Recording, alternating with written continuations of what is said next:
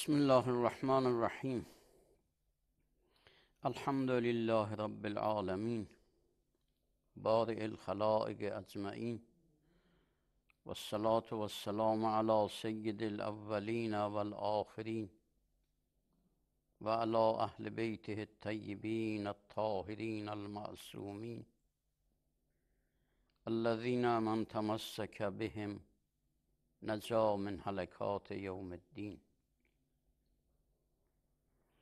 Məruf tarixə görə bu günlər Həzrəti Fatimə-i Zəhra Səlamullahi əleyhanın şəhadət günüdür.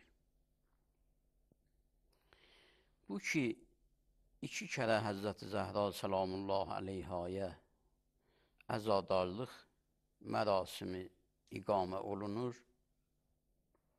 Bir Cəmadül əvvəlin əvvəllərində, ikinci dəhəsində, ikincisi də həman bu Cəmadiyyə Saninin əvvəlində, ikisində, üçündə. Bunun cəhəti budur ki, əvvələn İslamın əvvəlində xətt Kufi xətti idi. Kufi xəttində səb'in kəlməsi ilə tis'in kəlməsi biri-birinə çox şəbihdir. Həzrəti Zəhra Səlamullahi əleyhanın şəhadətini bir nəqlə görə yazıblar. 75 yevm, yəni 75 gün İslam Peyğəmbəri sallallahu aleyhi və alihi və səlləmin şəhadətindən sonra başqa rivayətdə yazılıb 95 yevm, 95 gün Həzrətin şəhadətindən, rehlətindən sonra Həzrəti Zəhra Səlamullahi əleyhanın şəhadəti baş verib. Buna görə səb'inlə tis'in ki, Kufidə çox bir-birinə bənziyir. Hətta ərəbidə də səb'in yazısı ilə tis'in yazısı çox bir-birinə bənzərişi vardı. Bir-birinə şəbihdir. Bu cəhəti ixtilaf-ı mətləbdir ki, həm 75 gündə və həm 95 gündə bu həzrətə dostları, iradətməndiləri əza məclisi bərpa eləyirlər. Və biz bu şəhadəti İmam-ı Zaman Səlamullahi əleyhə, Sahib-ül Əmr Səlamullahi əleyhə təsliyyət deyirik və Həzrəti Zəhra Səlamullahi əleyhanın ümum dostlarına, əlaqəməndilərinə təsliyyət deyirik. Əvvəl bu həzrətdən bir hədis nəql olunur. Həzrəti Zəhra Səlamullahi əleyhə buyurur: Hubbibə iləyyə min dünyakum səlas. Bu dünyada tamam əməllərdən artıq 3 əməl mənim nəzərimdə istəməlidir. Tilavəti Kitabullah və nəzəru ilə Rasulillah sallallahu aleyhi və alihi və səlləm vəl infaqu fi səbilillah. 14 məsum aleyhisselamın buyurduqları insanlara tərbiyyət bərnaməsidir. Yalnız bu hədisdə bir müsəlman diqqət edərsə, bu 3 kəlməni əgər ömrü boyu icra edərsə, böyük səadətə nail ola bilər insanlar. Buyurur, 3 əməl mənim nəzərimdə çox istəməli və dost tutmalıdır. Biri, Allah Teala'nın kitabını oxuyub, Qur'an ayələrini fikr verib, sözlərini, mənalarını düşünmək. Əlbəttə, Qur'anı oxuyan çox olar. Vəli o ki, İmam Peyğəmbər onu istəyir və Həzrəti Zəhra Səlamullahi əleyhə istəyir, insanlar o cür olsun, düşüncə üzü ilə Qur'anı oxuyalar. 14 Məsum əleyhissalamın buyurduğu hədislər biri-birini şərhi bəyan eləyir, biri-birini məna eləyir. 5-ci imam, İmam-ı Muhammed Baqir salavatullahi və selamuhu aleyh buyurur, Qur'anı oxuyan insanlar 3 qrupdular, 3 dəstədir. Bir qisməti oxuyur, eşidənlər desinlər bu qəribə yaxşı oxuyur, gözəl Qur'an oxuyur. İkinci dəstəsi oxuyur, amma fəqət hürufu Qur'anı düşünür. Qur'anın hərflərini hifz edib, amma həqiqətini zayi edibdir. Qur'an deyilən, Qur'anda bəyan olan əhkamla işi yoxdur. Həzrət bu sistem Qur'an oxuyanlara nifrin edir. Buyurur, fəla kəssərəllah minhum.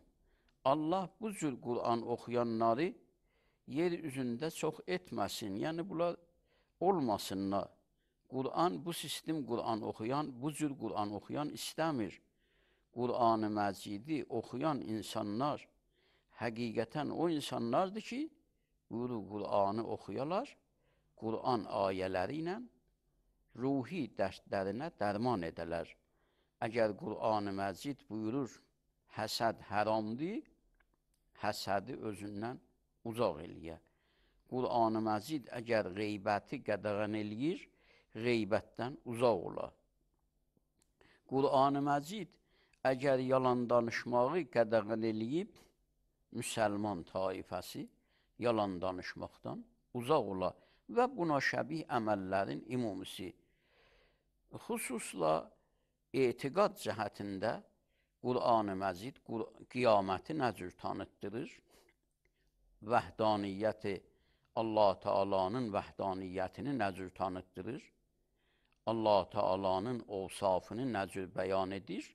Qur'an oxuyan tamam bu sistem etiqadları gərək Qur'an-ı Məciddən istifadə eləyə və Qur'anın ayələri ilə ruhi mərizliklərə dərman eləyə bədənində, canında, ruhunda. Bunlara İmam əleyhissalam və 14 məsum xeyri duası edirlər. Həzrət-i Zəhra salamullah aleyha buyurur ki, bir dünya əməllərində, bu dünyada mənə bu əməl artıq istəməlidir. İkincisi, İslam Peyğəmbəri sallallahu aleyhi və alihi və səlləmin mübarək üzünə baxmaqlıq ki, böyük ibadətdir. Hətta hədisdə var ki, 14 Məsum əleyhissalamın pak zürriyyələrinin də üzünə baxmaqlıq ibadətdir. Onlar ki, 14 Məsum yolu ilə gedirlər, əməlləri, etiqadları, danışıqları, hərəkətləri ümumən 14 Məsum əleyhissalamla vifq verir, onlarla rast gəlir, onlarla uyğun gəlir. Belə ki, zürriyyələrin də üzünə baxmaqlıq ibadətdir. Üçüncüsü, budur vəl-infaqu fi səbilillah. Allah yolunda insan sərvətindən, malından, sərmayəsindən xərc eləyə. Əgər müsəlmanlar Qur'an-ı Məcidin bu ayəsinə diqqətli fikir verələr, Müzzəmmil surəsinin axırıncı ayəsi, bir qisməti o ayə-i şərifənin bu kəlmələrdir. Və ma tuqəddimu li anfusikum min xeyrin təciduhu indəllahi huvə xeyrən və əzəmə əcra. Bu cümlənin tərcüməsi, mənası budur. Allah Teala buyurur, sərvətinizdən, malınızdan o qismətini ki, Allah yolunda xərc eləyibsiz, özünüzdən qabaq axirət aləminə tədarük eləyib göndəribsiz, görəcəksiniz qiyamət günü, o sizin üçün faydalıymış, onun faydası, xeyri varmış sizə. Əgər bu ayə-i şərifəni, bu mübarək kəlməni insan ruhuna təlqin eləyə ki, Xaliq-i aləm buyurur, sərvətinizdən, malınızdan hər nə mənə axirət aləminə göndəribsiz, tədarük eləyibsiz qiyamətə, o sizin üçün qalmalıdır, onun faydası vardır sizə. Başqa qisməti qalacaq dünyada, siz az zamandan sonra ondan əl çəkib, dünyadan axirət müsafirətini başlayacaqsınız. Vəl-infaqu fi səbilillah. Əməl cəhətində də Həzrəti Zəhra salavatullah və selamuhu aleyha özü bu buyurduğuna kamilən əməl eləyən və amil idi.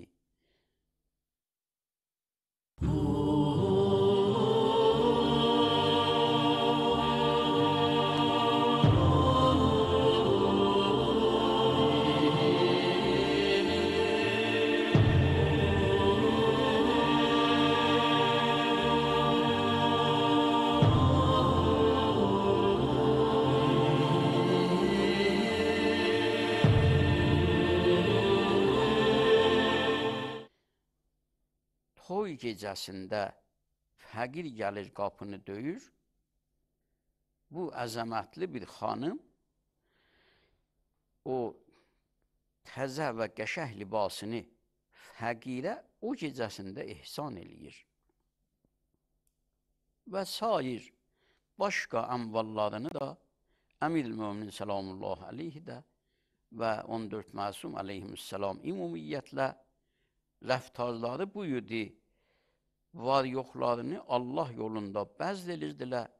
O həddidə ki, Həl-Əta surəsi bu əzəmətli həzrətlərin, Əmir-i-Möminin aleyhissalamın, Həzrət-i Zəhranın və İmam Həsən, İmam Hüseyin səlamullah aleyhim əcməinin iftar üçün hazırladıqları xorəyi, qəzanı fəqirə, yoxsula ehsan eləmək barəsində nazil olubdur.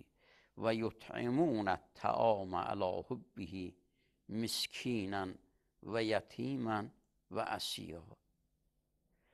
Ayə-i şərifənin mənası budur ki, Allahın üstün və istəkli bəndələri azuqələrini, təamlarını yoxsullara, miskinlərə, əsirlərə ehsan eləyərlər.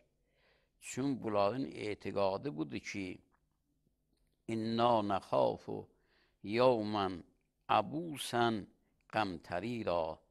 Bunların zəbanı hali və ürək sözləri budur ki, biz bir gündən qorxumuz, vəhşətimiz vardı ki, o gün insanlar üçün çox səxt və çox müşkül və çox çətin bir ləhzələrdir. Qiyamət gününün çətinliklərinə bu fəqirlərə, yoxsullara ehsan eləməklə o günkü günümüzə tədarük eləyirik.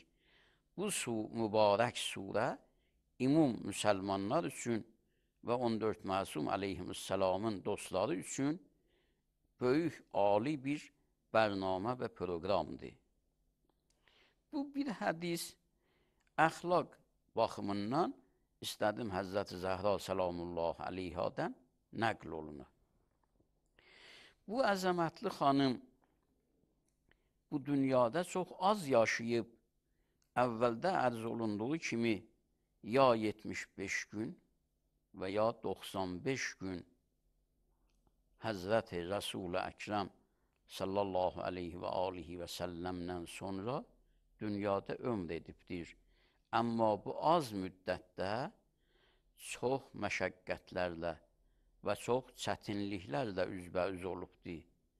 Əgər tarix bu məsələləri aydın surətdə yazmayıb, onun müxtəlif illətləri var.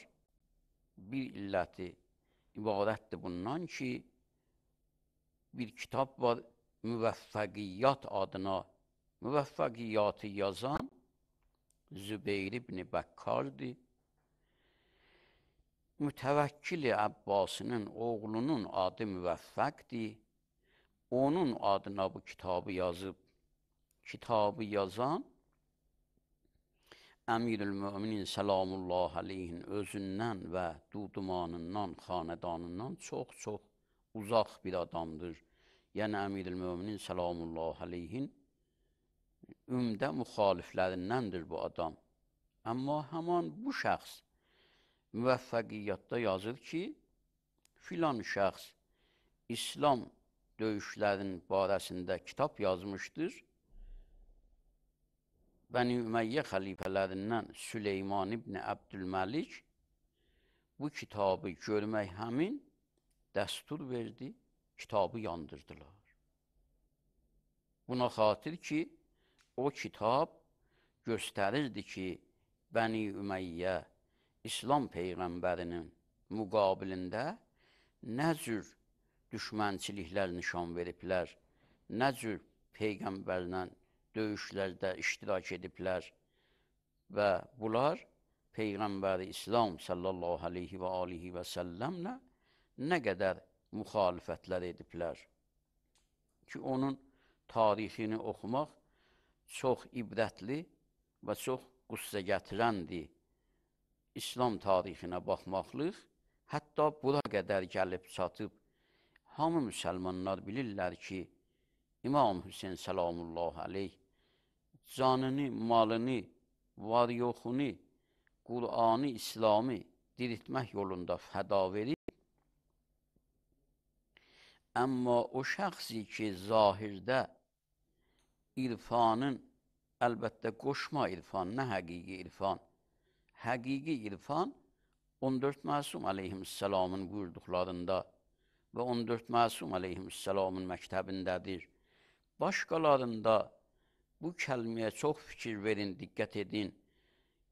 Başqa irfanların, qoşma irfanların zirvəsində olanlardan biri Qəzalidir ki, gahən adına İmam Muhammed Qəzali deyirlər. Bu Qəzali deyir ki, Aşura vəqəsini, Aşura cərəyanını və ona bənzər sözlər, səhabələrin arasında olan ixtilaflar və səhabələrin arasında olan çətinliklər hər nə mənə olub, onları nəql eləmək, dilə gətirmək haramdır. Bu göstərir, həman bu bir kəlmə, bunu göstərir ki, bu qoşma irfan iynənin ucuca, zərrə qədricə insanı həqiqətə yaxınlaşdıra bilməz. Əgər bir adam həqiqəti dərk eləsə, əgər həqiqəti düşünsə, necə ola bilər? Yaziddən gələ himayət eləyə, Yaziddən tərəfdarlıq eləyə və İmam Hüseyin salamullah aleyhə yetişən zülmləri, hətta dilə gətirməhliyini də haram bilə. Bir imami ki, dini diriltmək yolunda var yoxunu bəzl eləyib, Allah yolunda özü, ovladı, həstinisti fəda verib, bir adam deyək ki, bunun məzlumiyyətində, bunun barəsində bir kəlmə nəql eləmək də haramdır. Bu sözümün mədrəki İbn Həcər Heysəminin Səvaiq adında yazdığı kitabın 223-cü səhifəsində bu sözü deyir. Belə yazır ki, Qaləl Qəzali və qeyruh yəhrumu aləl vaizi və qeyrih rivayət məqtəlil Hüseyin salamullah aleyh və ma cəra beynəs səhabə minət təşacüri və təxasüm.